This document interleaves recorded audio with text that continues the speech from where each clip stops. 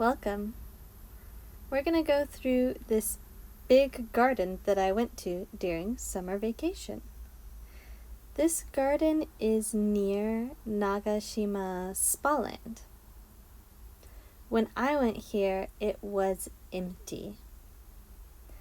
I think it was empty because it was so hot. Recently, it's been at least 35 degrees every day. Although, what really makes the weather feel awful is high humidity. Humidity is the amount of water in the air. So when it's high humidity, the air feels a little wet. Low humidity, it feels dry. Japan usually has high humidity, which makes you feel kind of sweaty and gross really fast.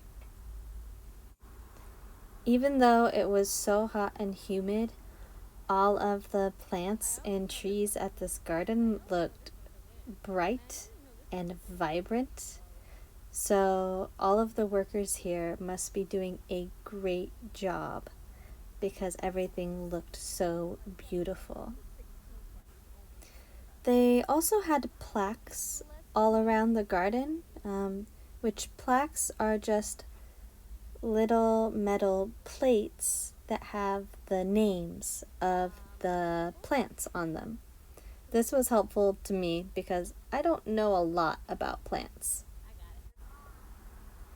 Over here is some lavender. I've tried to grow lavender before, but I don't have a green thumb.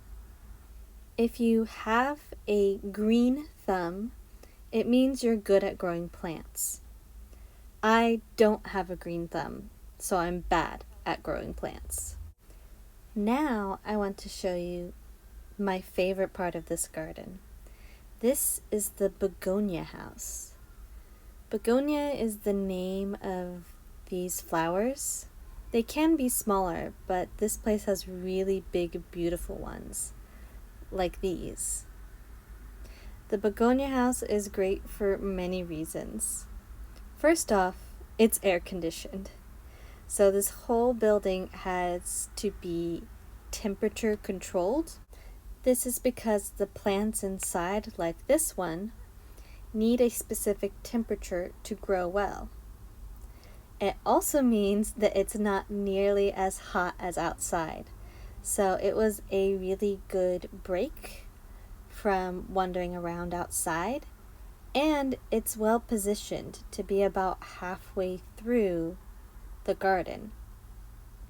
Even though this house is called the begonia house, and there are many begonias, as you can see, there's also many other kinds of plants within this giant greenhouse. I spent a lot of time here just looking at all the different plants. I really liked all of these little plants and small cactuses and succulents. Succulents are some of the only plants I can keep alive. This greenhouse had a lot of small figurines. So that whale is a type of figurine, and in our next part, this rabbit in the car is also a figurine. Figurines can also be called knickknacks, or sometimes they're also called tchotchkes.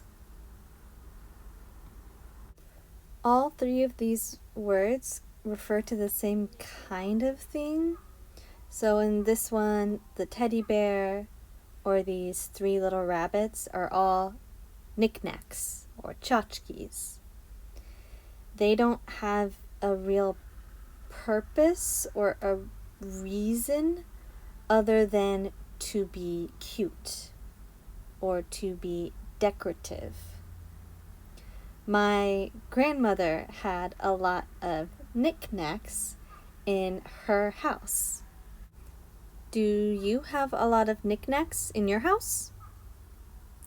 Now this was my favorite flower.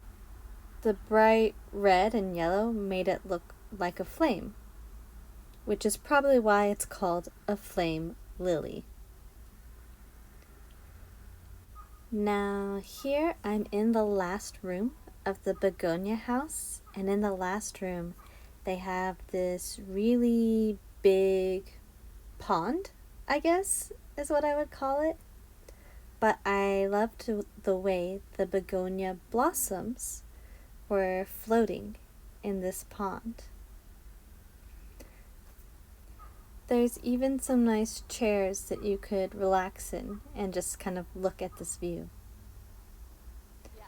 But that's pretty much all of the recordings I took at the garden. This is just the exit. And I'm walking out here.